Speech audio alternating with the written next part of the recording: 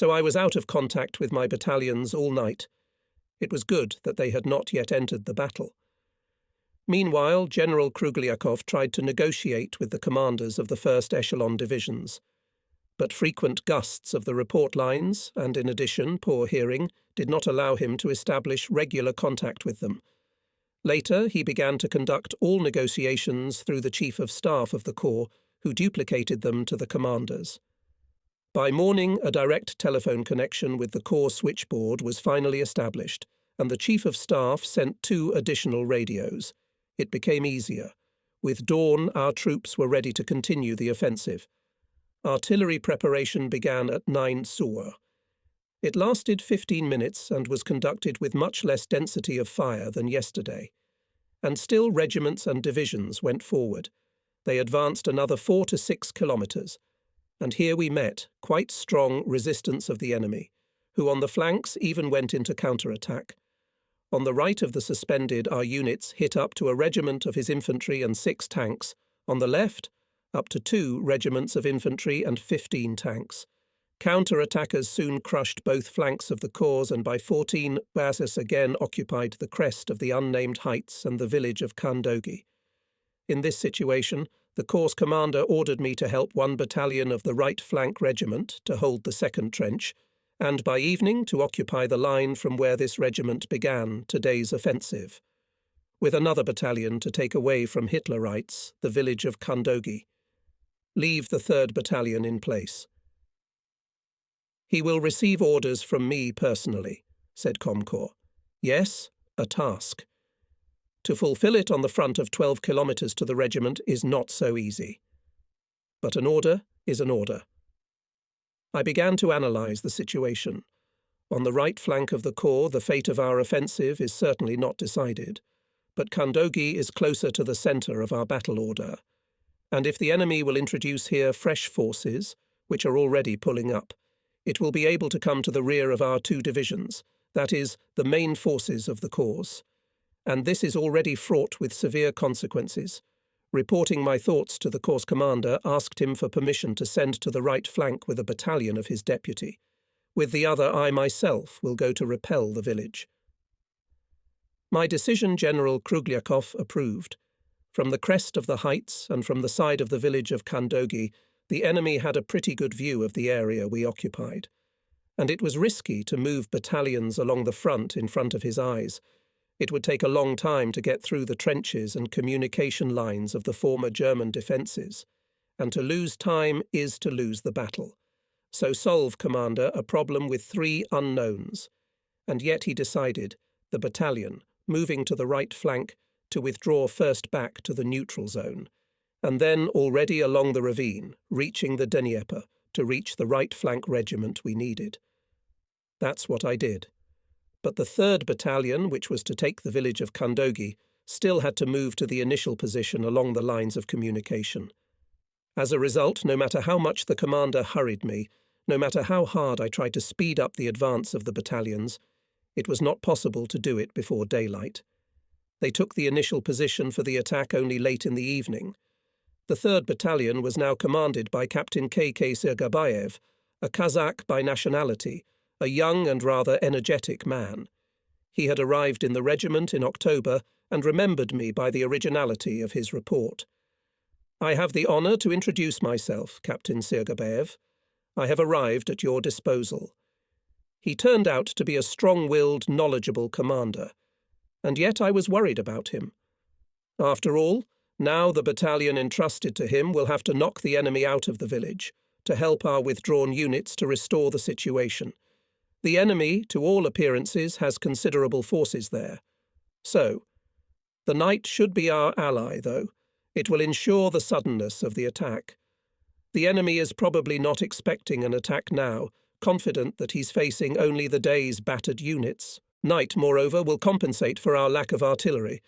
After all, except for the artillery and mortar batteries of the regiment, we have no more guns. And finally, the darkness will hide our forces, which are certainly not more than the enemy. And we, acting boldly, assertively, making as much noise as possible at once, will create an illusion of our superiority. After all, as they say, fear has great eyes. By 21 Dozeo, Sirgabayev's battalion took the initial position for the attack in the fighting order of the regiment that withdrew in the afternoon. His thinning units would also assist us. The enemy was entrenched along the eastern edge of the village. We can even see the silhouettes of his soldiers against the background of burning houses. From time to time, enemy machine guns were strobing. Then in one, then in another place, single mines and shells were bursting. Captain Sirgabayev reported to me about the readiness of the battalion to attack.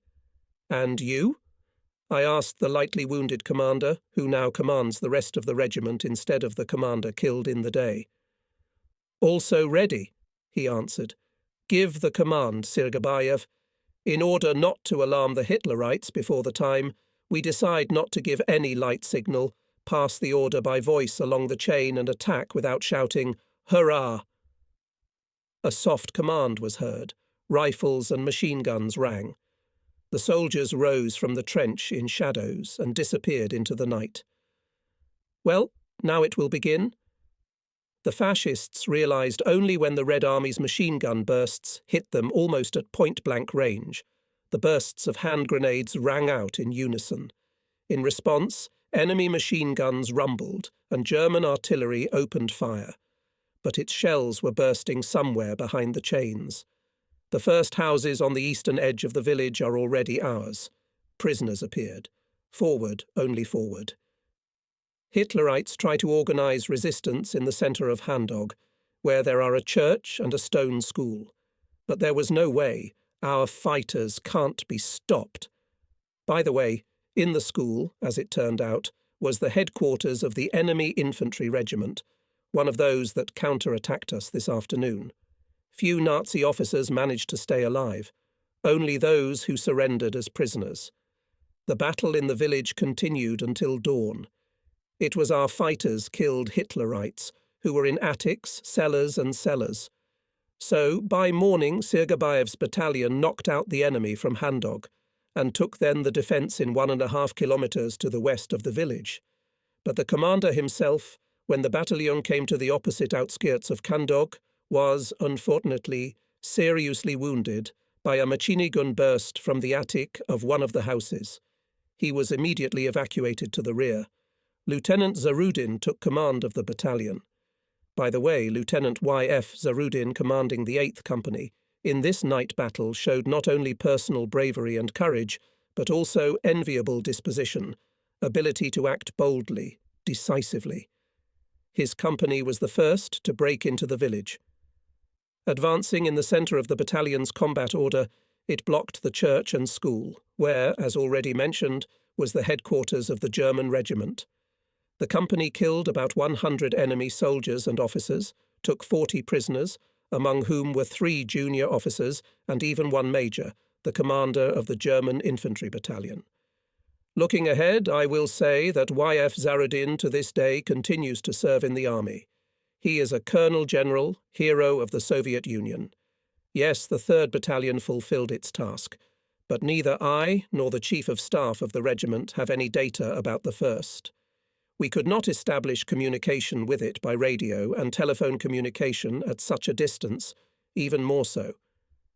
True, the Chief of Staff sent a man to this battalion at 24 euro, then, already at 4 euro, a second one.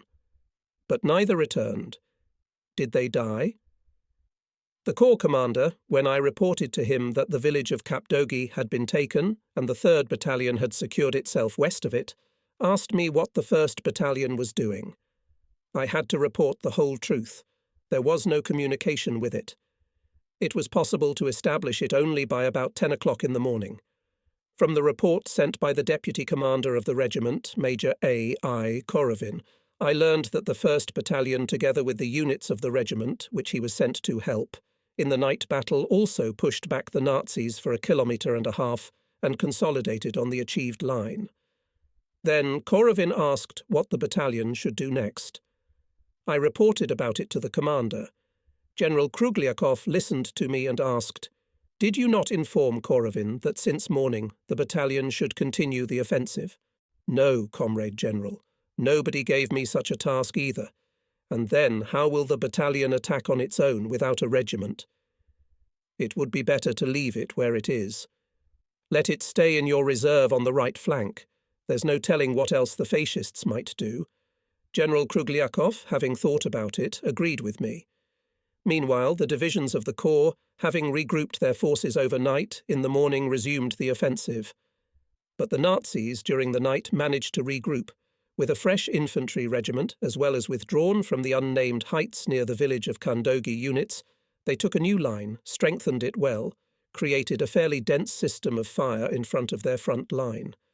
And our short and, in addition, rather weak artillery preparation before the beginning of the offensive did not give much. In particular, almost no enemy firepower was suppressed. This led to the fact that only a few of our units managed to break into the first enemy trench. They tried to reach the second trench, but fell under heavy artillery and machine gun fire and lay down. Slow gnawing of the enemy's defence began. And yet, somewhere around noon, all three commanders reported to the corps commander that their units captured the second trench, but suffered heavy losses. The battle for the third trench continued with varying success until the evening. Only the 290th and left-flanking divisions advancing in the centre finally captured it, and right-flanking so remained in the second. The dawn of the fourth day of the fiercest fighting came, and in these hours Hitlerites preempted us, having started intensive artillery preparation. Explosions of shells and mines densely covered the whole combat order of the corps, but especially powerful cannonade was heard in the field of action of the 290th Infantry Division. Artillery preparation lasted not long, a little more than 20 minutes, after which the Nazis went on the attack, dealing the main blow to the centre of the corps combat order. Dawn had just begun, so it was difficult to make out what was being done there, ahead. We could only hear heavy machine gun and machine gun fire, grenade bursts. Then we heard the rumble of tank engines. Soon up to a battalion of enemy infantry appeared in front of us. True, without tanks. Hitlerites were approaching by shuffling, obviously accumulating in the ravine for attack bypassing the village of Kandogi. In a few minutes it became clear. The enemy, having broken through the combat order of the units operating in front, came out in the flank of the 3rd Battalion of Lieutenant Zarudin, occupying the defence west of Kandog, and now trying to seize the village bypassing on the right. The centre of his battle order is aimed directly at my observation post, brought here last night. Ahead of the observation post, 200 metres away from it, is a company of machine gunners. There are 3 platoons of 18 men each. They are clearly not enough to repel the attack of almost a full German battalion. So, yes, we must let Lieutenant Zarudin know. Let him bend his right flank back a bit and hit the flank of this battalion, and the company of machine gunners will meet the fascists from the front. The radio operator quickly contacted Zarudin. Having explained to the commander the situation I had created, I told him, "You see, in this case will be a kind of fire bag between your right flank and the company of machine gunners. Do it. As soon as the fascists attack, fire from all kinds of fire, got it? Yes, look, from your front strike do not miss the blow." Combat 3 quickly reorganised his right flank, reinforcing it with 2 machine guns. A company of machine gunners also prepared for battle. At this minute I was called to the phone. "Corps Commander," said the telephonist, handing the receiver. "What do you see?" asked Comcorps. I reported that I see up to a battalion of Hitlerites with 3 tanks on the heights in the strip of the 290th Infantry Division, and also in front of us, but without tanks. Part of our units are retreating. "We must stop them," Krugliakov said excitedly. "Do you hear me? Stop them." "Raise the 2nd Battalion," immediately flashed a thought, "and let him go in a chain to meet the retreating. Stop and turn them back." "Combater 2 to the phone," shouted to the telephonist. The commander of the 2nd Battalion, Captain G.V. Shliakovsky, arrived in the regiment from the hospital at the same time with Sirgabayev. I liked him for his modesty and business-like performance. "Shliakovsky, do you see those retreating in front of you?" "I see them, Comrade Major." Raise the battalion and chain up to meet them. Stop everyone and bring them back. Got it? Got it.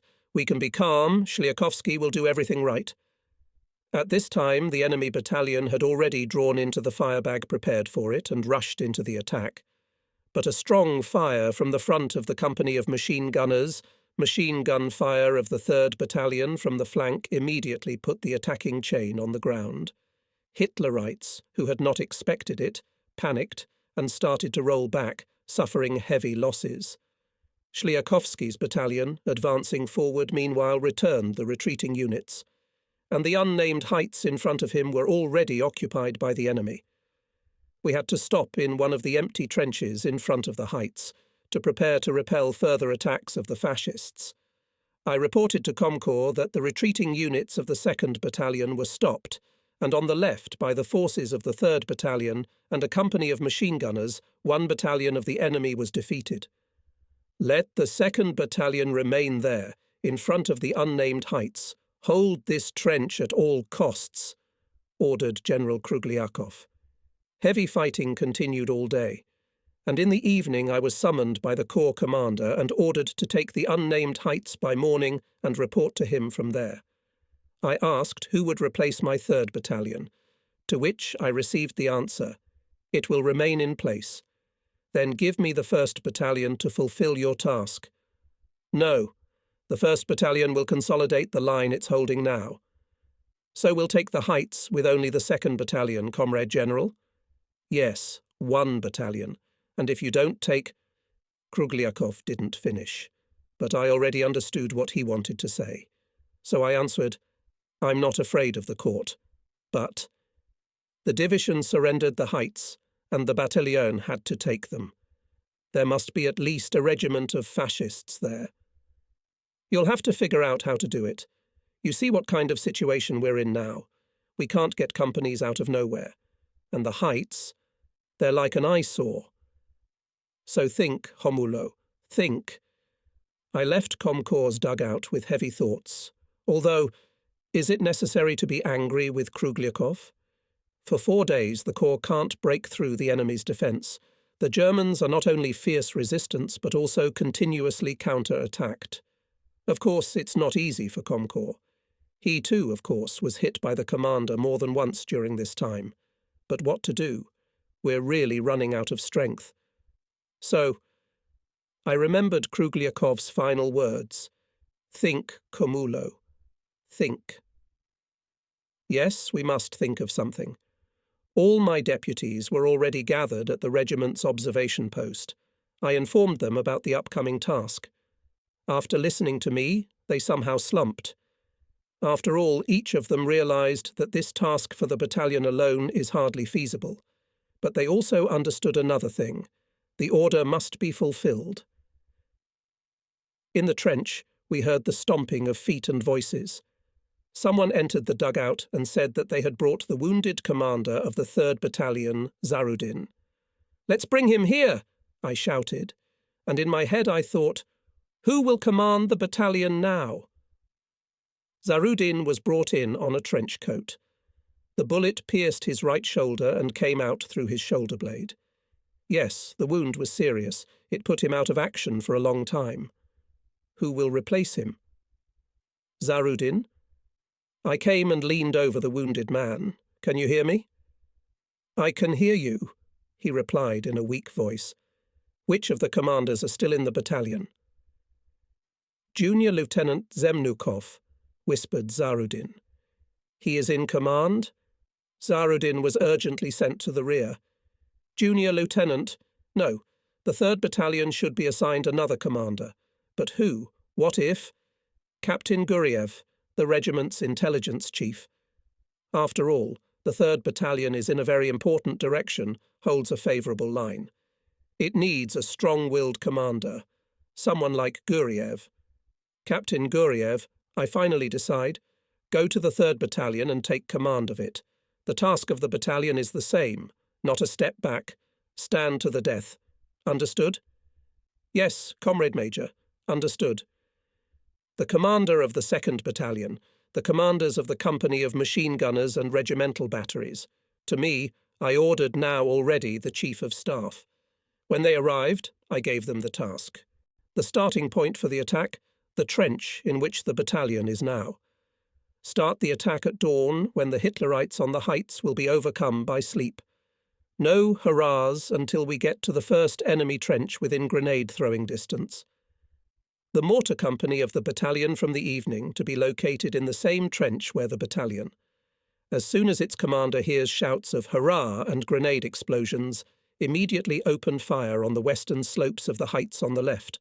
On the right will fire mortar battery of the regiment to cut off the way of approach from its reinforcements.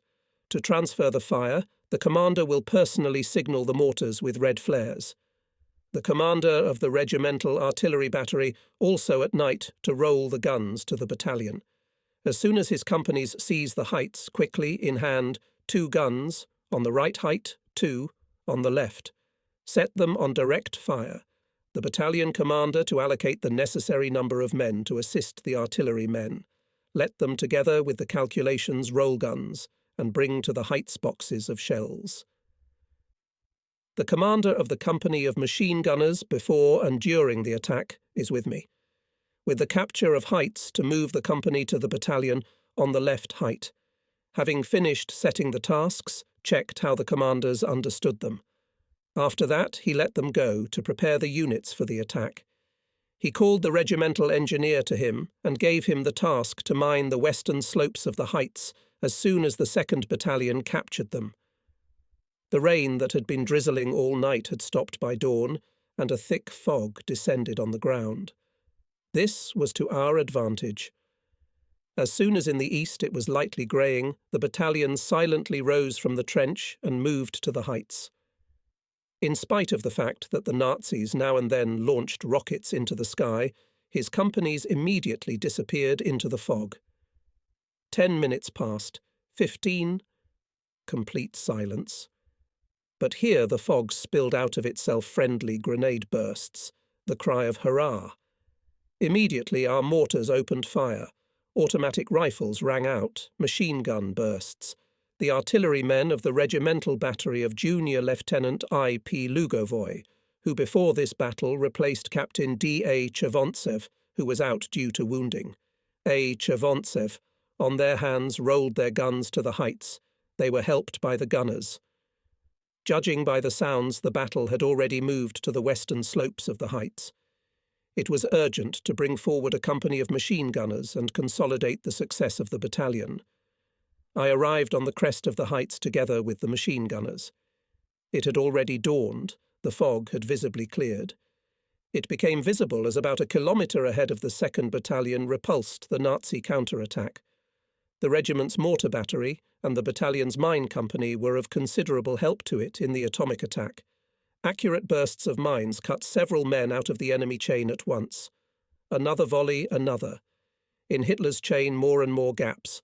But the fascists do not stop, do not lie down. With cries of "Hoo!" they are trying to overcome the barrage of mortar units, to get closer to the battalion. I ran up to the battery of Junior Lieutenant Lugovoy. They have just set the guns to direct fire. True, 2 gunners are still fiddling with the bed of the first gun. One of them slips and falls. "Faster, faster, guys!" I shout to them and also pick up the left bed. But now both guns are ready to open fire. Lugovoy commands. "On the infantry, a fragmentation grenade." The first shells of our batteries burst from behind the chain with a flight, the second volley. Now the splash of 2 bursts rises already among the fascists. Several figures fall. "Target!" I hear the report of the senior on the battery. "Fugitive!" sounds the loud voice of the junior lieutenant. The chain of the enemy battalion, running into the attack, finally trembled and lay down. On the right, on the neighbouring height, there is also a strong fight. Their grenades are bursting, machine gun bursts are frequent. As it turned out, Hitler's infantry managed to break into our trench here, and the platoon of the regimental artillery battery did not have time to drag its guns to the height. We need to help the battalion's right flank company and the battery. "Senior Lieutenant Kulikov, to me!" I shouted to the adjutant. Senior Lieutenant I.A. Kulikov, commander of the company of machine gunners. He is not far from me, observing the battlefield. Kulikov, on the right flank of the 4th Company is hard. We must knock the Hitlerites out of the trench. Take your 2 platoons and try to hit the Nazis in the flank. And grenades? Use more grenades. Got it? Understood, Comrade Major. In front of us, the enemy chain is trying to get up every now and then, but after running a few meters, they fall down again. For some reason, the Hitlerites are not firing machine guns. They are trying to throw hand grenades. But they do not reach our fighters. Battalion companies also almost do not fire. I ask the commander why he shoots fascists so weakly. After all, they are almost near. He reports that the weapon is clogged with mud and it fails every now and then. That's what it is, and the Germans' machine guns are probably out of order. That's why they're throwing grenades aimlessly. At Etuasas, I reported the situation to the Corps commander. General Kruglikov listened to me and ordered to hold the heights at all costs. I again asked him for permission to remove the 1st Battalion from the right flank and pull it up here, because it was very difficult to hold the heights with 1 battalion and a company of machine gunners. General Kruglikov was silent, then said into the tube, "I won't give you anything and don't ask me. But you were able to take the heights with the available forces. I could. And in the beginning, too. So hold on, Komulo, hold on," and hung up the phone. Hold on, I said to myself, and grinned unhappily. Senior Lieutenant Kulikov, meanwhile, had already started a trench battle on the right height. There I could hear grenade explosions, shouts of hurrah, and Hitlerites, squeezed from 2 sides by Kulikov's machine gunners and shooters of the 4th Company, soon could not stand it, began to jump out of the trench, to withdraw, shooting back from the height. And the artillerymen at that moment accelerated the advance of their guns to the crest of the height, and soon, having set them on direct aiming, opened a quick fire on the retreating fascists. So, the height is in our hands. But will the enemy accept it? Hardly. Having regrouped his forces, he will again try to regain these favourable positions. And so it came to pass. At 11 odds, up to 2 of his infantry battalions without tanks, but under the accompaniment of fire of 4 artillery divisions at once climbed to the heights. Hitlerites again attacked both heights at once. It was seen how their officers with shouts ran behind the chains, waved pistols, pushed soldiers in the backs, kicked. The infantry again did not fire. Clogged with mud, German weapons failed at all. This caused the fascist soldiers additional fear, uncertainty in the success of the attack. 2 volleys made our mortar company, and fell silent. Batteries of Junior Lieutenant Lugovoy also fired only 2 shots from each gun. There was no ammunition. They were used up when taking the heights and repulsing the first counterattack. And now, our rifles and automatic rifles rarely fired. The riflemen also kept every cartridge on the books. It remained only to wait for the moment when the enemy chain would approach the trenches to throw a grenade. And it came closer. Immediately dozens of explosions covered with smoke the Hitlerites who broke forward. They also began to pelt our trenches with grenades, so lasted a few minutes. Then, leaving dozens of corpses on the slopes of heights, the fascists on the left flank and in the centre of the battalion's combat order rolled back. But on the right, a small group of them still managed to break into our trench at the junction of the 1st Company and a company of machine gunners. And up to a platoon of infantry, having passed the trench, rushed to the crest of the height where the guns of the regimental battery stood. And then Junior Lieutenant Lugovoy, having turned his calculations in a chain, bravely led them to the enemy. I personally saw how he smashed the head of a Nazi officer who had attacked him with a gun bannock.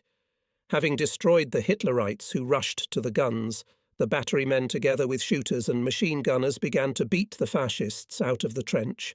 And they did. But not from all of them. Up to 2 platoons of the enemy still settled at the junction of the trench and the passage of communication going to the rear of the Germans, having rendered stubborn resistance. Several of our attempts to dislodge them from there were unsuccessful. The battle had already lasted several hours, But for how many more hours or even minutes will be enough ammunition in the companies? This thought did not give rest. It was at this moment and ran to me, and Adjutant Lieutenant Suslov joyfully reported, "Ammunition brought, Comrade Major." "Where?" I turned to him. Victor pointed at the soldiers, headed by a petty officer, approaching to the NP in the course of the message. They were carrying ammunition boxes. "Petty officer, to me!" I shouted. He ran up. I recognized him as the commander of the utility platoon from the 2nd Battalion. "How much and what kind of ammunition was delivered?" "There is ammunition," the petty officer started to report. "And grenades. Do you have grenades?" "A little bit." "How little? How much?" "Yes, with 100 probably, will be," hesitantly answered the platoon commander. "Just that? It's a drop in the ocean." "But, tell you what, petty officer, do you see that high-rise over there?" I pointed to the right. "That's the 4th Company, the machine gun company, and the regiment's artillery. All the grenades you've got, get them over there. It's urgent. Pass it on. Come here and report to me. Got it?" "Understood, Comrade Major. Do you need ammunition too?" "And some ammunition, of course, but every single grenade, over there. Yes, one more thing. Did you bring the mines for the mine-sweeping company?" "That's right. Now they're unloading them at the firing line," shouted the petty officer, already running away with his men. A few minutes later I was called to the radio by the Chief of Staff of the regiment, Major Nikitin. Reported that the Corps commander still allowed to remove the 1st Battalion from the right flank and use it by decision of the regiment commander. That is mine. "How long does it take for the battalion to arrive here?" I asked the Chief of Staff. "Not less than 3 hours," he replied. "Get him here faster and make the Chief of Armament bring ammunition and more hand grenades for him." Although the 1st Battalion would not be here soon, but it immediately became easier on the soul, the hope that everything would work out with its arrival. The last, 3rd attack was launched by the enemy at dusk. He started it without fire preparation, without noise and illumination of the area. In short, he tried to copy our morning attack on the heights. But it didn't work. We fought back relatively easily this time. The situation has changed only on the right flank, where, as already mentioned, in the daytime there were up to 2 platoons of enemy infantry. Now, of course, there were more fascists there. Taking advantage of the message passage, which led to their rear, they accumulated on the flank until darkness. And with the beginning of the attack from the front, they squeezed the 4th Rifle Company and seized several dozen metres of trench. They installed machine guns there and began to shoot the rear of the battalion. It is necessary to knock out the fascists from there by all means, only if the 1st Battalion would come sooner. But it's still not here. And it seems to me that more than 3 hours have passed since the call of the Chief of Staff. Somewhere around 22 hours to me at the MP finally came to the head of intelligence of the regiment and the commander of one Captain I.P. Rasmotrov, P. Rasmotrov. The battalion commander reported that he had 140 men, including the home platoon. In rifle companies, on average 30 soldiers, ammunition is available, people are fed. Immediately I put Rasmotrov task. Before morning to knock out the Nazis from the trench on the right flank, entrench there and be ready in the morning to repel repeated counterattacks of the enemy. The 4th Company and 2 platoons of automatic riflemen to change and withdraw to my reserve. At 23:30 I was called to the phone-acting commander, Colonel S.E. Klimakin. He informed me that my 885th Rifle Regiment is again subordinated to the division and that our task remains the same, to restore the position on the right flank and firmly hold the occupied heights. The 878th and 802nd Regiments have suffered heavy losses. Now they are cleaning their rear, leaving the minimum number of personnel in them. The rest are being put into service. The division is ordered to go to the defence, as the commander believes that the goal of the offensive is largely achieved. In conclusion, Klimakin recommended, and me tomorrow morning, to replenish the companies at the expense of the rear units of the regiment. I, in turn, asked him to replace by someone our 3rd Battalion, which currently holds the village of Kandogi on the left flank of the division. I justified my request by the fact that between the main forces of the regiment and this battalion, there are 2 other regiments of the division, and this makes it difficult for me to control its units. In addition, I need the 3rd Battalion here for the defence of the dominant heights. Colonel Klimakin promised to look into everything and to report his decision later. Not even an hour after this conversation, as the Chief of Staff of the regiment radioed that by 3 Zhao Mi and the division commander calls Major General Krugliakov. His command post, said Major Nikitin, is in the same German pillbox in which he came to us on the first day of the offensive. The call to the Corps CP, which I knew was 6 kilometres away, was very unfortunate. After all, the 1st Battalion is preparing to restore the position on the right flank, and something had to be done. Or maybe the commander would give me a new task and it would be better to hold the 1st Battalion for the time being, not to introduce it into the battle. That's what, after thinking, I said to the Chief of Staff, "Come to me, we need to discuss the situation together." Meanwhile, the 1st Battalion has already started a fight on the right flank. We heard heavy machine gun fire, grenades began to burst, the Germans began to illuminate the area. Soon the shooting spilled over to the entire section of the regiment's defence, then even further. Hitlerites became alarmed. Apparently they thought that our units at night went on the offensive on a wide front. It became light, almost like daytime, from flares continuously soaring into the sky. Tracer bullets lightning pierced the night darkness. Artillery rumbled on both sides, mortars rumbled. Telephones rang, radio stations started working, requesting the situation down below. Colonel Klimakin allowed me to. "What is going on there?" he asked. Reported that the 1st Battalion fulfills the order to restore the position on the right flank, and the Nazis are scared and opened fire everywhere, fearing that our troops will go on the offensive in the entire area of the breakthrough. "In this situation I cannot leave here," I said Klimakin, "and the time to go to the Corps commander, so as not to be late." "I will report to General Krugliakov," he answered me. In the meantime, the firefight was growing and then fading. The 1st Battalion had cleared the trench, but now the Hitlerites were firmly holding the communication passage going to their rear. And this passage of communication was like an eyesore for us. It gave the enemy the opportunity to secretly bring their units to our front line and suddenly attack the right flank. It was necessary to knock them out from here as well, and then to block the way with slingshots made of barbed wire and to mine it. The regimental engineer made such slingshots in the afternoon, prepared and anti-personnel mines. And now the sapper platoon was waiting to get down to business. Indeed? When? More than an hour passed, and still no call from the division commander. I had to contact him. "I cannot get through to the Corps commander," said Klimakin. "And how are you, situation?" "The battle is hot, from the trench of the fascists knocked out, but they are firmly entrenched in the course of the message. If they are not smoked out of there now at night during the day, they will use it to prepare their counterattacks. That's what happened yesterday." "I see. But you still leave the Chief of Staff, or your deputy in charge, and go out yourself." "And why does the commander call?" I asked Klimakin. "I do not know. He did not tell me anything when he called. Take a map just in case. Maybe there will be some changes.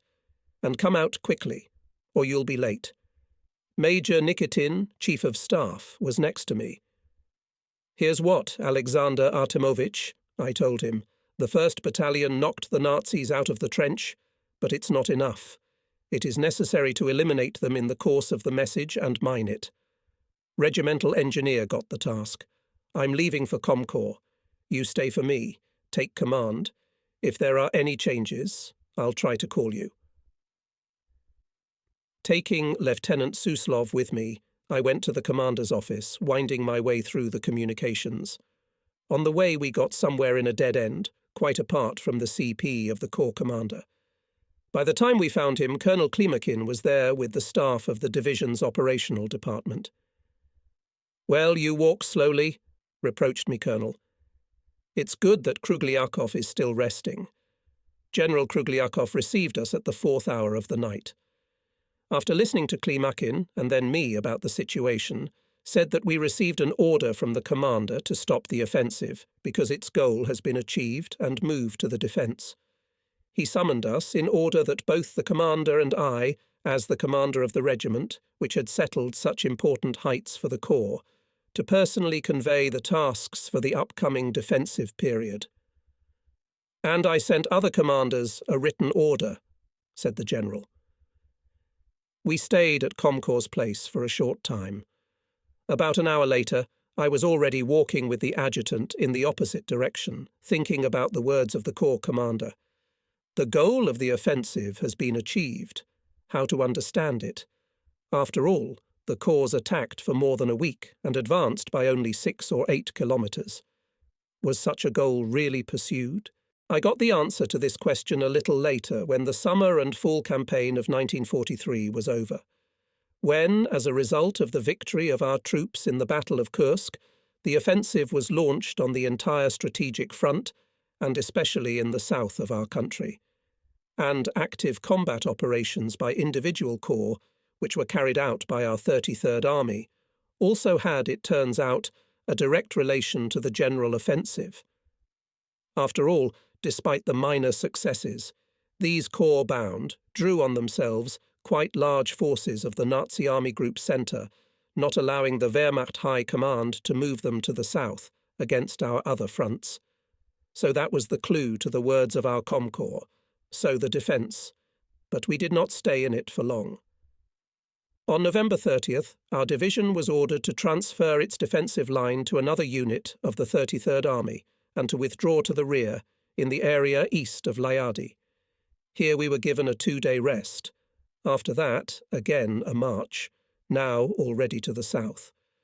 So on December 5th, the division again returned to its native 10th Army. This army, after the summer offensive, did not conduct active operations and stood since October in defence. Here in our 290th Rifle began to arrive replenishment. We brought up to the full staff and armament, vehicles, horse staff. Being in the second echelon of the army, we were intensively engaged in combat training. On the eve of the New Year 1944, we received an order. The division to make a night march and concentrate in the forests 25-30 kilometres northeast of Chausi, Mogilev region. In the Mogilev direction, as well as in the Orsha direction, the enemy had time to create a deeply echeloned defence. Its first line was along the Pronya River. It consisted of 2 positions, each of which had 3 trenches with a branched network of communication lines and continuous mine blast barriers in front of the front edge and in depth.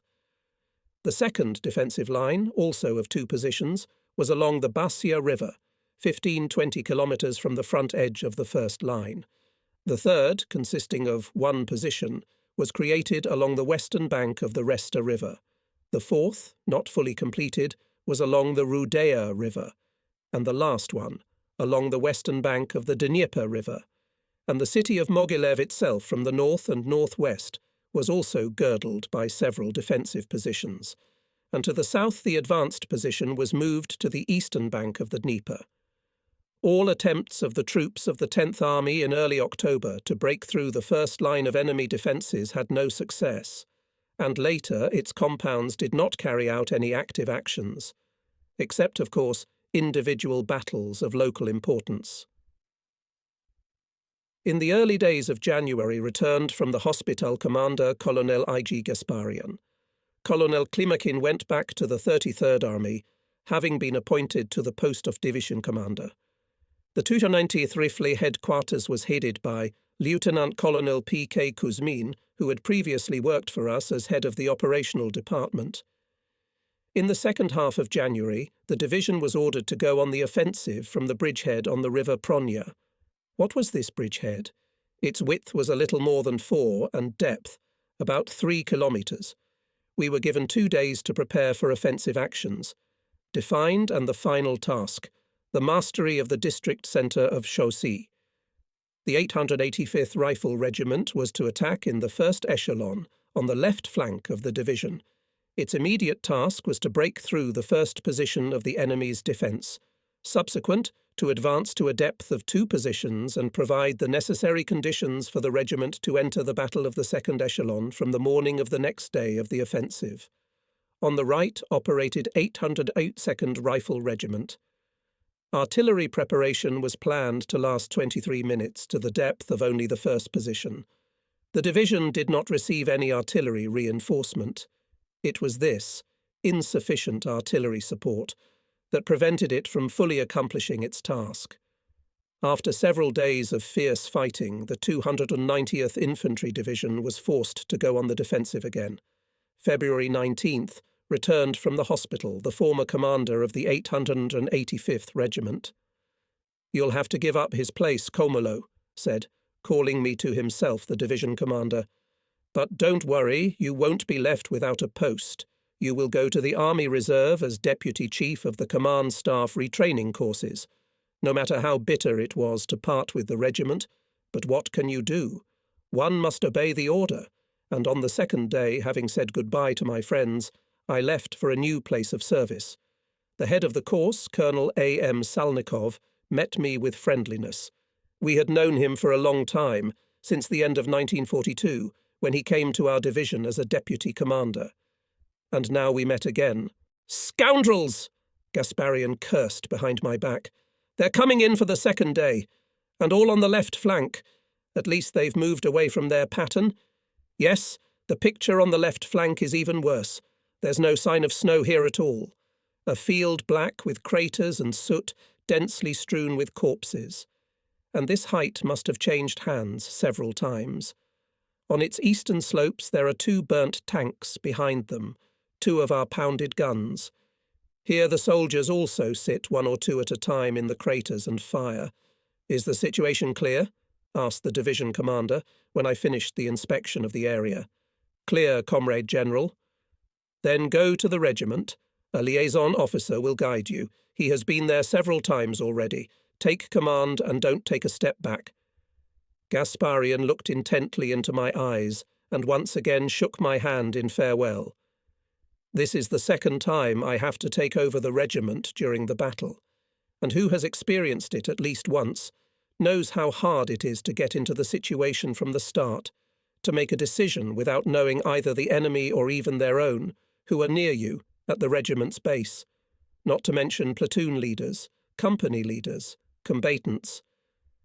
But there is a word as short as a shot. It is necessary. We reached the regiment's observation post together with the liaison officer, sometimes by running over and sometimes by crawling. At the observation post we found the Assistant Chief of Staff of the regiment, the Chief of Intelligence, and an artillery captain.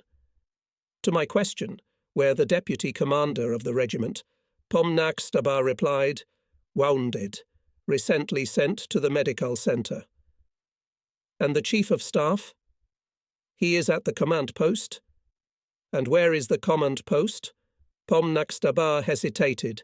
Then he answered, "On the other side of the river." "What combat units are near it?" "None. They're all here. There's the rear."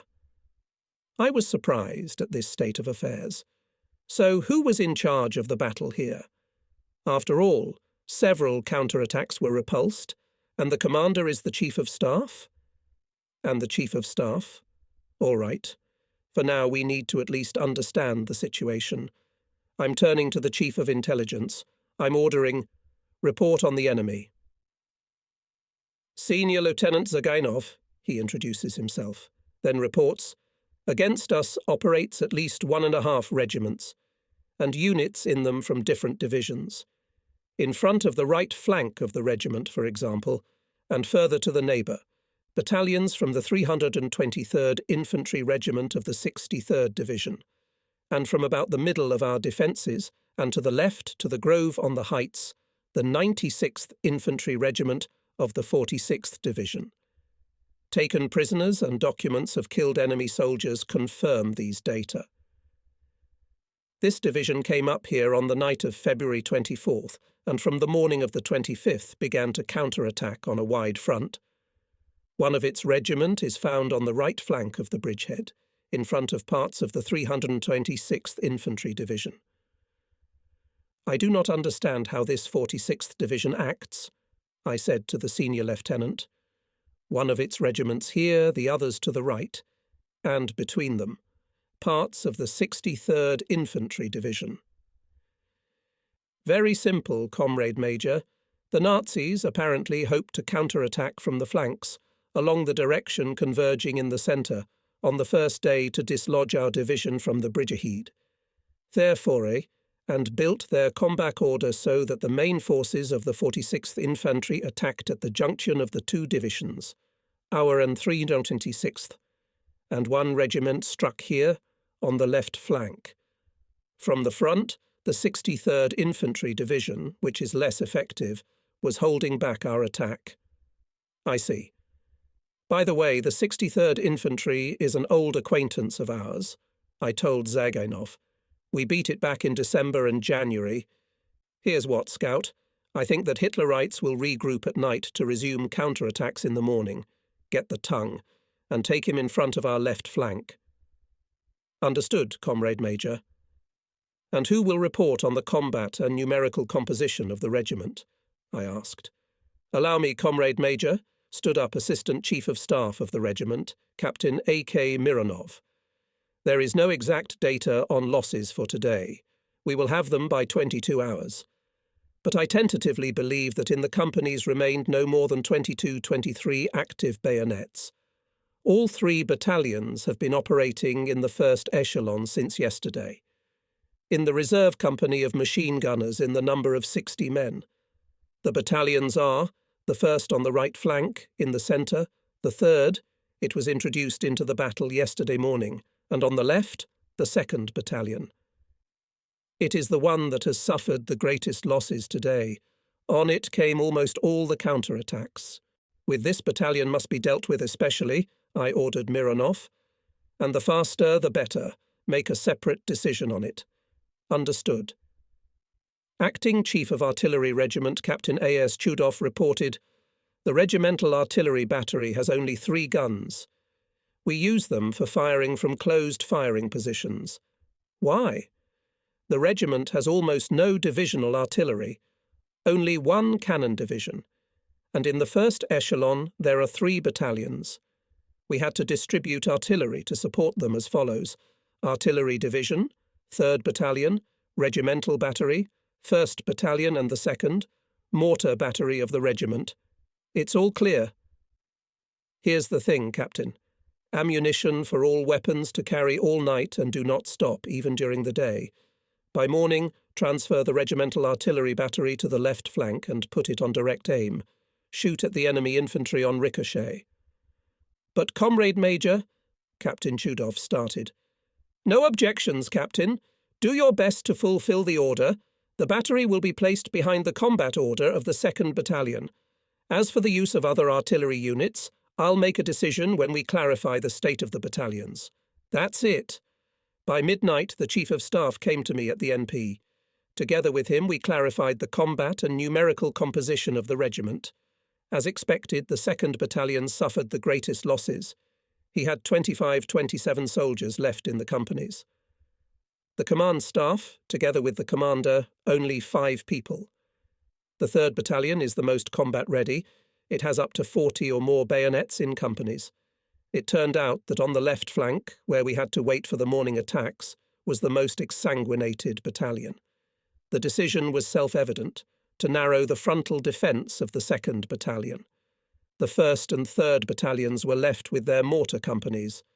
Regimental mortar and artillery batteries to strengthen the 2nd Battalion. Artillery Division left in its subordination. After the given orders to all battalions were sent employees of the regimental headquarters to assist commanders and control the timely execution of decisions. The day began with a powerful enemy artillery preparation on the entire battle order of the regiment, as well as on the neighbour to the right, the 885th Infantry Regiment. And following the rampart of fire, Nazi machine gunners rushed into the attack. On the 3rd and 2nd battalions went up to a regiment of infantry, but without tanks. At the junction with the neighbour on the right there was only up to a battalion. Hitlerites, as it was supposed, concentrated their main efforts on our left flank, the 2nd battalion, and there immediately created a critical situation. The thing is that from one of the flanks of the 2nd battalion and up to the river Pronya, there was a kind of corridor, 2.5, 3 kilometres wide. It was not covered by rifle units. True, the corridor was mined, it was blocked by forest debris. But for how long could these obstacles delay the Nazis? For a few minutes, no more. And then? No, it is urgent to put forward some unit to close the corridor, to secure the left flank of the battalion. But where would I find that unit? I've only got a company of machine gunners left in my reserve. The last reserve. But what can we do? We have to throw it into the fight. There's no other way out. While I called its commander, set him a task, a group of fascist infantry, not meeting resistance in the corridor, began to move quickly along the west bank of the river Pronya, threatening the rear of the regiment. I called Chudov, who was watching the same group through binoculars. "What are we going to do, Captain? Our machine gunners are unlikely to get there in time. Maybe we'll cover the Hitlerites with mortars. Mortars in battalions reflect the enemy from the front. They can't be redirected," answered Chudov. "But I have another combined group of 13 mortars. Permission to open fire? A combined group of 13 mortars? It's such a gift that—" "Well done, Captain. But where did these mortars come from?" "There's no time to ask. I'll find out later, after the battle, how we got them." Chudov himself will tell that yesterday, being at the firing positions of his mortars on the eastern bank of the river, he met 8 mortar detachments that had broken away from their units, and until the location of the necessary regiments decided to keep these calculations at his place, temporarily including them in the battery of 120mm mortars of our regiment. But this, I repeat, Captain Chudov will tell after the battle. In the meantime, I, madly delighted by the presence of this combined group, ordered to open fire on the fascists who broke through the corridor. Chudov quickly contacted her by telephone, gives the appropriate command. And now I see first single, and then a whole series of bursts in the fighting order of the enemy infantry coming to our rear. It begins to suffer losses, slows down the pace of advance. Well, more fire, and Chudov understands me without words. He makes the necessary adjustments for the mortars and commands. "Fugitives, fire! I do not take my binoculars from my eyes. In front of the enemy chain lies more than a dozen ruptures. Then another and another. Hitlerites can't stand it any longer. They start to turn back. But it's too late. Our automatic riflemen are running in front of them, firing on the move. In a few minutes, the corridor is already blocked. The group of fascists that broke through is cut off from their main forces. By 12 o'clock, the group was finished. The commander of the company of machine gunners reports over 40 Hitlerites killed, 11 captured. Our losses are minimal. Only now I find time to ask where we got a combined Ming group. And when I find out, I frown. I'm ordering Captain Chudov. Immediately send someone else's mortar crews to their units. They're probably looking for them there. Let them not lose them, tries to justify himself. It's the fault of those who got lost. They'll be charged. And you. I hope it won't happen again, right? Good. Yes, one more thing. Give these mortars some kind of document, a receipt that they fought with us, or they'll be put on trial in their regiments. By the way, since that memorable day, the fascists did not bother us anymore. We did not take active actions either. So it went on until March 3rd. And on the night of the 4th, having transferred the defence of the bridgehead to parts of the 326th Division, our 290th Rifle was withdrawn to the second echelon of the army for rest and replenishment. In 1944, the Red Army was tasked to completely cleanse the Soviet land from the Nazi invaders and then help the peoples of Eastern Europe to free themselves from Hitler's slavery. The General Staff developed the Operation Bagration. The main blow Stavka of the Supreme Command planned to strike in the western direction, the shortest way to the borders of Hitler's Germany. The encompassing position of our troops in Belorussia in relation to the German fascist army group's centre contributed to the success of this offensive operation. By this time, 3 Byelorussian fronts were created. The previously existing Byelorussian front was renamed the First. On the basis of the headquarters of the 10th Army, the headquarters of the 2nd was formed, and the Western Front was renamed the 3rd Byelorussian Front. Our 290th Infantry Division became part of the 70th Infantry Corps, commanded by Major General V.G. Terentiev. As already mentioned in the previous chapter, during March the division units were restaffed with personnel and weapons.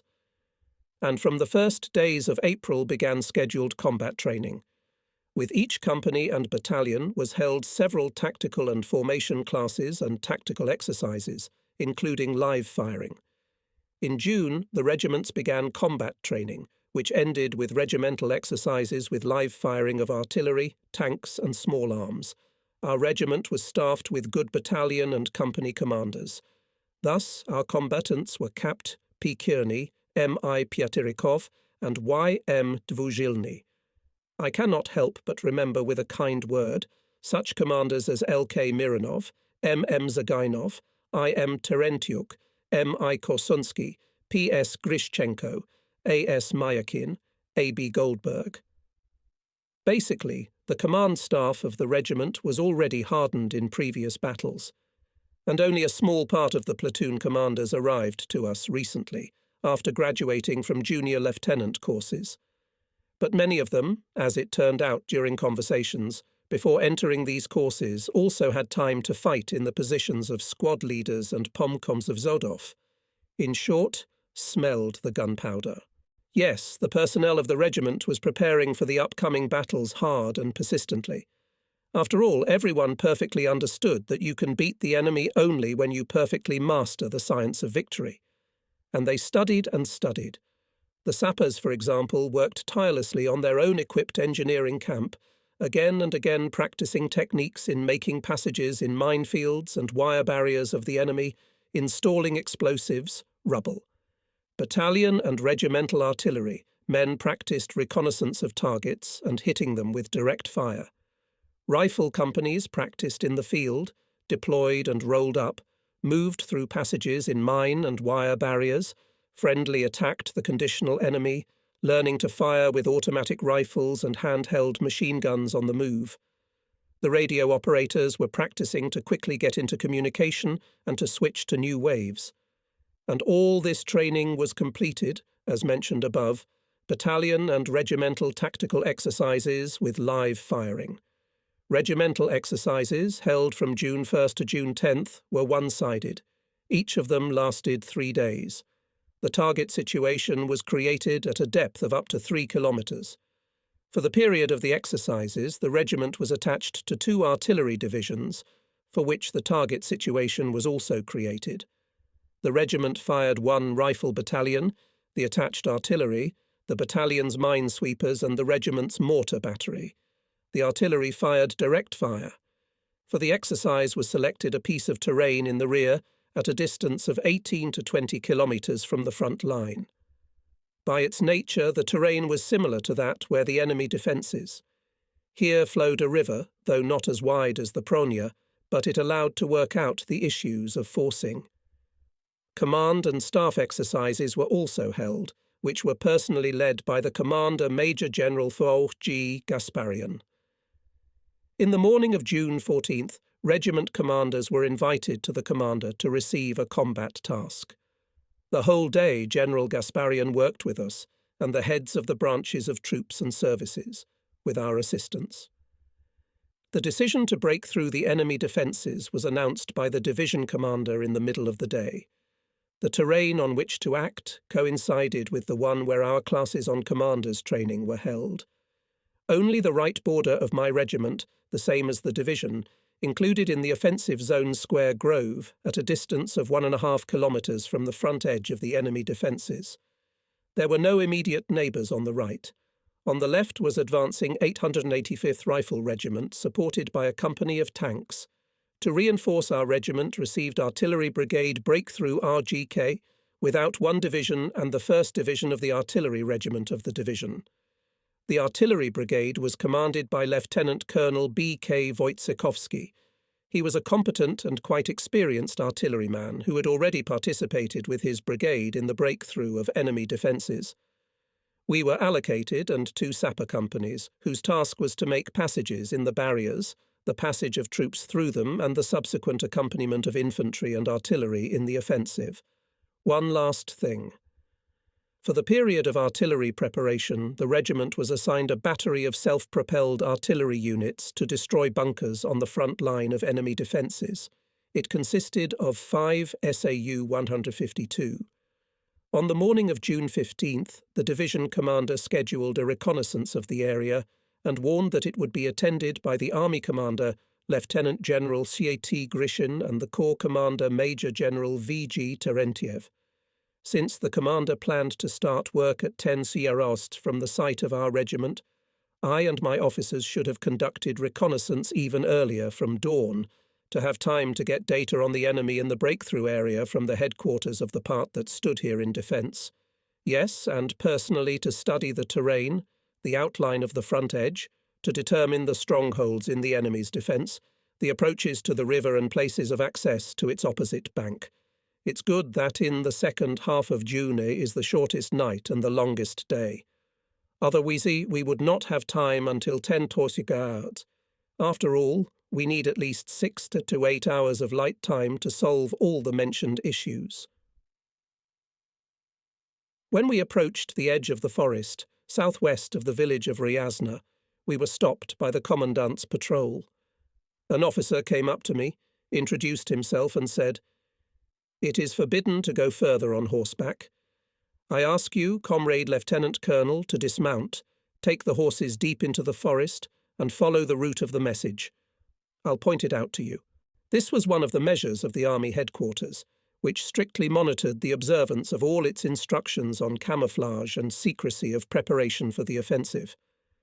The Chief of Reconnaissance of the defending regiment gave us detailed information about the enemy, showed us a reconnaissance scheme of his strongholds and targets in them, and the regimental engineer provided a scheme of engineering equipment of the terrain and obstacles in front of the leading edge of their own and enemy defences. All this made it much easier for us to conduct reconnaissance. By 10 o'clock in the morning, the decision to attack the regiment with the appropriate calculations and calculations for its justification was basically ready. Now we could meet the High Command and report to him. Exactly at 10 a dapper and trim captain came out from behind the bend of the trench with a quick step. Behind him appeared a group of military men. On their somewhat bulky figures, a simple Red Army uniform. This is also an element of camouflage. In front went Commander Lieutenant General I.T. Grishin. Next, the commander of the 70th Rifle Corps, Major General V.G. Terentiev. Then our commander and 5 senior officers. After greeting us, the commander took binoculars and began to examine the terrain in front of the enemy defence. At the same time listened to the explanations of the Chief of Intelligence Corps. On the order of Artillery Preparation Commander, reported to the Commander of the Artillery Division Commander, Colonel A.I. Zorkin. It, as I heard, will last 90 minutes and consist of 4 firing raids and 1 false transfer of fire. The commander, having listened to Colonel Zorkin, turned to the commander, asked, "What regiment is advancing here?" "The 878th Rifle Regiment." Gasparian answered him. "Are you ready to report the decision?" The commander turned to me. "Ready, comrade commander," I answered and began my report with the characterization of the enemy. "Let's not waste time. I.T." Grishin stopped me softly. I was already listening to the Chief of Intelligence. If you have something to add or something he missed, then, of course, report. And so? The calm tone of the commander disposed to him, removed the stiffness. It was easy to report, especially since I.T. Grishin listened attentively without interrupting. And after listening to my decision and the sequence of its implementation, even praised me. I asked the commander and the commander-in-chief if they had any questions for me. They replied that they had no questions. "Do you have any questions for me?" asked me commander. "I have a request, comrade commander. I ask you to reliably suppress the enemy in that grove over there." And I told him my fears for the enemy. Lieutenant General looked first at the map, then raised binoculars to his eyes, pointed them at the grove and looked at it for a long time. "Yes, indeed, these pine trees can hide trouble under their crowns," he said in a low voice. "Hadn't we better go around it? Over there, on the left?" Turning to all those standing, asked the commander. I insisted. We should clear the grove of the enemy at once, not leave it for later. Then it might be too late. "Well, well. What do we have in reserve?" Grishin turned to one of the colonels accompanying him. "Aviation all involved, comrade commander," he replied. "Only 2 regimental volleys of rocket artillery remain." "Good," said the commander. "Comrade Terentiev, plan 1 regimental salvo of rocket artillery on the grove at the end of the artillery preparation." Turning to me, he added, "That's all I can help you with. You can decide what you want to do next." "Thank you for that, comrade commander, but I have—" "What else?" "One last request. Plan a firing rampart in front of my left flank battalion to the same depth as in front of the neighbouring regiment. This will help it to seize the crest of those heights in a short time. Then, by introducing the second echelon to bypass the grove from the west, I will easily cut off all escape routes for the enemy defending in it." "Well, that's a good idea, Lieutenant Colonel. And what will the god of war say to us on this?" The commander looked at Colonel Zorkin. "Ammunition is not enough, comrade commander," he replied. "Is there enough artillery? How many barrels do you have per kilometre of the breakthrough front?" "In the direction of the main blow, 160, comrade commander, and here 120. "Still, think over the regiment commander's request. As for ammunition, you will still bring them, I will order," said Grishin. "And already to the division commander. Count it all together and report to me." That was the end of the work on the ground. The next day I worked until late afternoon again with battalion commanders on the ground. Here we determined each company's starting point of the attack, its direction, places of assembly of rafts, and the order of forcing the river. With the battery commanders clarified the targets, the sequence of their defeat both during the general fire training and during the attack, the locations of observation posts, areas of firing positions. We returned to the regiment's location at about midnight. Did not have time to shake off the dust and wash up, as the Chief of Staff of the division called and warned that tomorrow at 10 were I and the Deputy Chief of Staff to be at the meeting. Asked him what it was necessary to have with me. "Only a map," replied the Chief of Staff, and hung up the phone. A lot of people gathered for the meeting, in a large tent where we went in with Major G.T. Petushkov. On the wall, from the ceiling to the floor, hung a huge map. It mapped the enemy's defence, the operational structure of the army, tasks to corps, divisions, and regiments. At the map crowded commanders of units and formations, checking their tasks with it and clarifying other issues. I found the number of my regiment at the top 6th. It turns out that to the right of us, at a distance of 10 kilometres, in a separate direction broke through the enemy's defence another corps of the army. At 10 Terceirs, when everyone was already sitting in their seats, the commander of the 2nd Belarusian Front, Colonel General G.F. Zakharov, a member of the Military Council of the Front, Lieutenant General L.Z. Meklis, Chief of Staff of the Front, Lieutenant General N.N. Bogolyubov, our commander, entered the tent. After the report, the front commander greeted the audience, then said that he wanted to listen to the regimental commanders about the readiness of their units for the offensive, decisions on the offensive, knowledge of the opposing enemy, reports on the provision of everything necessary to fulfill combat tasks. From each division will be heard one regimental commander. From our 290th Rifle, this lot fell on me. The front commander listened to the reports silently, without interrupting. but a member of the Military Council of the Front, Lieutenant General L.Z. Melis, now and then asked leading questions, and such a sharp tone that the regimental commanders were lost, began to get confused. It was my turn to go to the map. Taking into account the remarks made by Melis to the speakers before me, I had already figured out in my mind a more or less consistent presentation of the necessary material, justifications for the disputed places. I began the report in the same order as at the reconnaissance. General G.F. Zakharov listened attentively and all the time followed the pointer, which I operated on the hanging map. When I said that the report is over, he looked at L.Z. Melis and said, "I have no questions for the regiment commander. And you?" "I have," Melis replied sharply, and turning to me asked, "Tell me, when does the fog descend from Pronya?" I reported that yesterday, for example, there was no fog. In the previous days, there was only once in the morning, but it was insignificant. And today it was, or not, I can't report, because I left for the meeting after dark. You were on your way to the Military Council of the Front, so you must know everything you'll be asked here.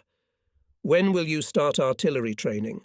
How can you answer this question if you do not know when the fog comes off the river? Melis stood up, began to walk back and forth along the table, gesticulating. Such a fog as there was 3 days ago. The beginning of artillery preparations will not interfere, comrade member of the Military Council, I answered with some passion. On the contrary, if it lies in the morning on the day of the offensive, it will not hinder but help us. Melis came close to me, fixed his glare on me, then said with a grin, "Well, well, well, so to contribute, do you hear?" He made a sweeping gesture with his hand and addressed the crowd. "He says that the fog will even favour him. When was it that the fog contributed to the artillery preparation?" Again he turned to me. "The regiment, before attacking the enemy's defences, still has to ford the river, comrade member of the Military Council." I stood my ground. "And for that we need to assemble rafts on which we will ford the river. That's where the fog will help us. As for the artillery preparation, even here it is not a hindrance. After all, the first trench of the enemy is only 250 metres from the water's edge. The banks are steep, and the fog does not cover it." "Well, that makes sense." "And why do you have such uniforms?" Suddenly abruptly changed the subject of conversation Melis, feeling with his fingers the sleeve of my cotton overalls. "They issue such uniforms, comrade member of the Military Council." "It can't be!" "Regimental commanders, and cotton," Melis said with surprise, looking for someone among those sitting with his eyes. But not finding the one he was looking for, he turned to the audience. "Why do you, regimental commanders, all receive such uniforms?" "All of them," was heard in the tent. "Come on, regimental commanders, stand up," Melis commanded. Those stood up. A member of the Military Council of the Front went first to one, then to another, then to a third, and, convinced of the correctness of the answer, returned to the table. Good. All regimental commanders before the offensive sew good uniforms.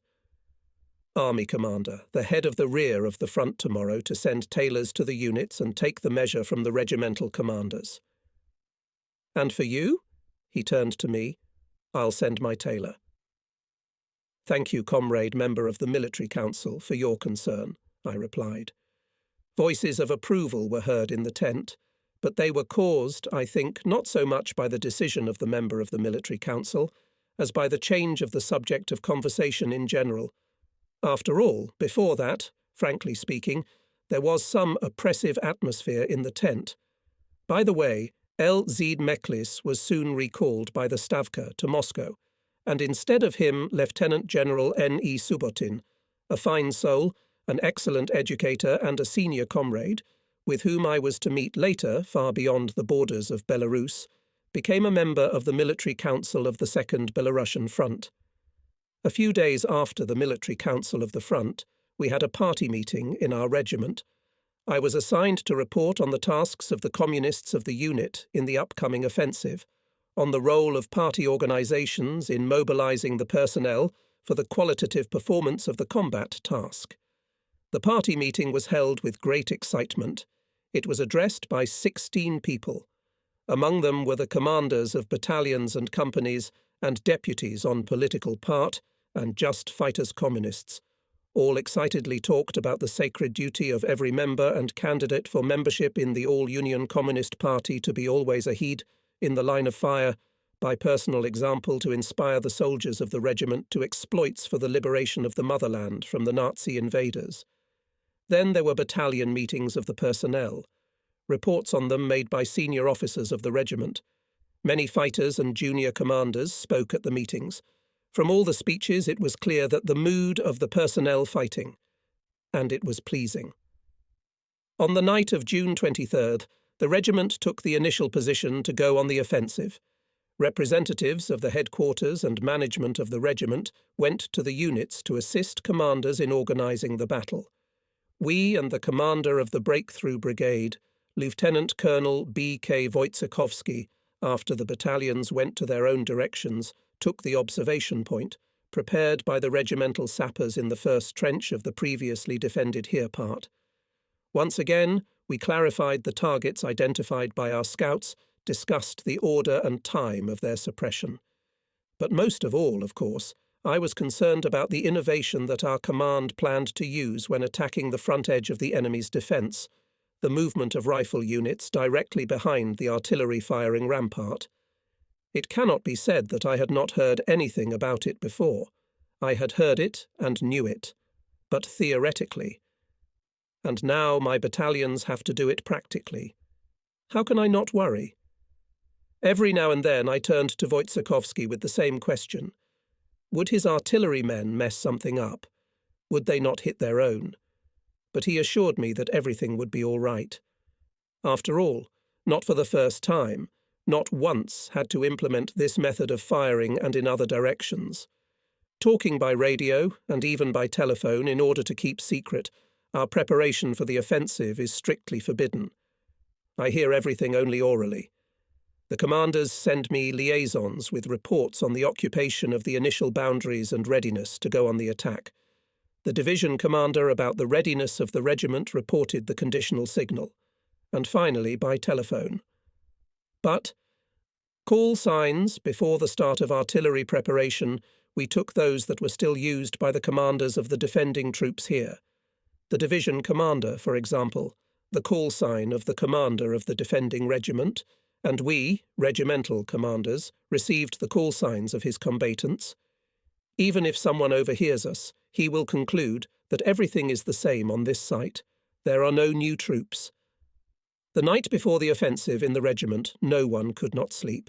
Everyone was looking forward to the next morning. The first offensive operation Bagration began pilots. From the onset of darkness and until dawn, high in the sky, the hum of the engines of hundreds of bombers. They were coming from east to west, and the deafening bursts of bombs dropped by them deep in the rear of the enemy shook the ground. Bombardment was subjected, and railroad junctions, warehouses with weapons and ammunition, operational reserves of the enemy in the areas of their concentration and rear defensive lines. The raids were also made on the Hitlerite-built crossings across the Dnieper and Basia rivers, as well as on the headquarters of operational associations. Our light night bombers Po-2 were shuttling tactical defences. We could hear the sound of their engines whirring as they approached the targets, then sharply intensified after dropping bombs. These were brave pilots of the Women's Aviation Regiment. The short night of June was quickly coming to an end, and with the dawn on the entire line of enemy defences came silence. Machine gun bursts were silenced, methodical artillery bombardment of the area by squares, and our rear stopped. Do Hitlerites really do not guess about anything? There is a small haze over the Pronia floodplain. It's not a fog, but still.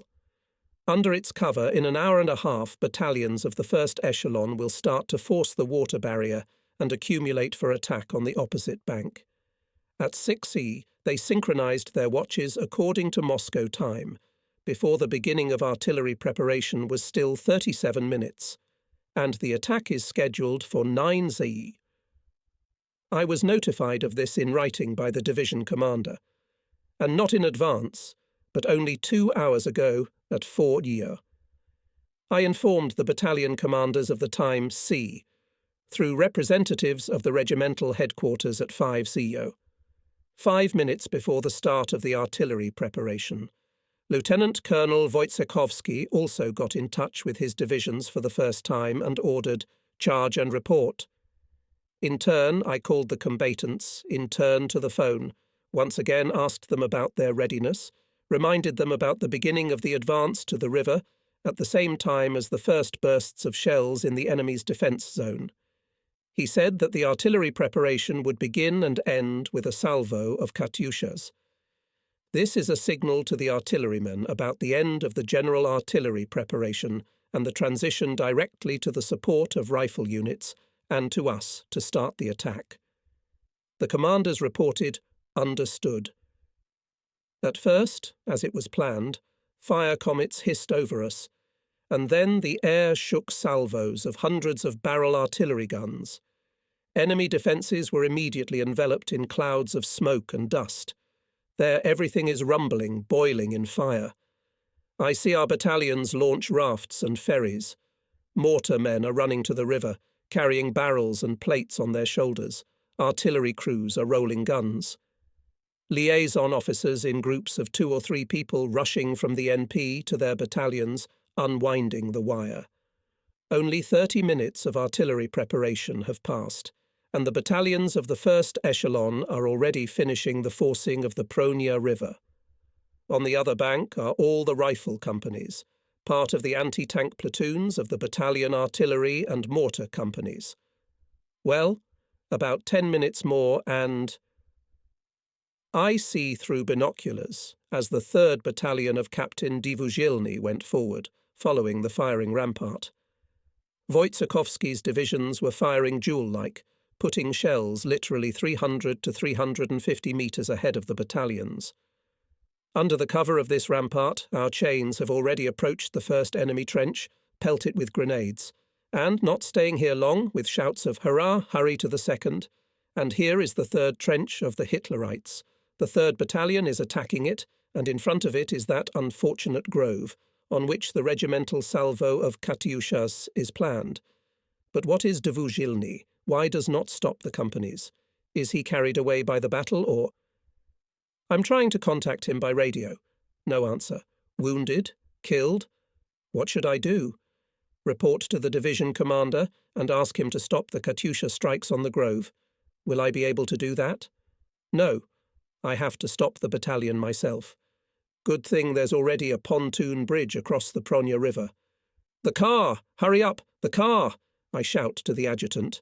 And, already to the Chief of Staff, "Major Gladkey, you stay here, manage the 1st Battalion, I'm going to the 3rd.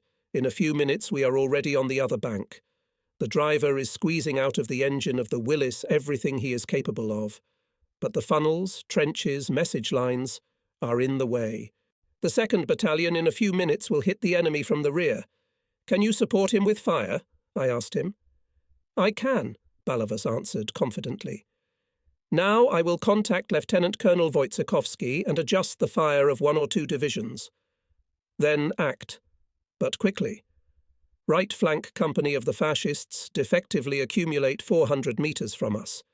The tanks have stopped, supporting the left flank company with fire.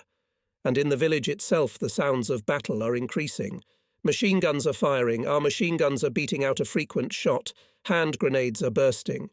It turns out that Suslovsky garrison is also trying to counter-attack the 3rd Battalion from the front.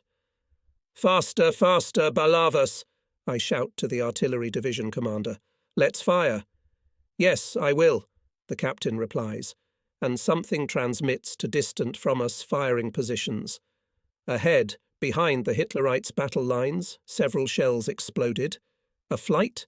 Balavas again transmits some figures on the radio.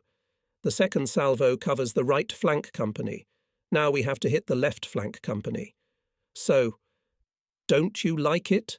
The Nazis did indeed scatter between the bursts. A large group of them rushed towards the grove, but here they were met by the men of Captain Pyatirikov's battalion.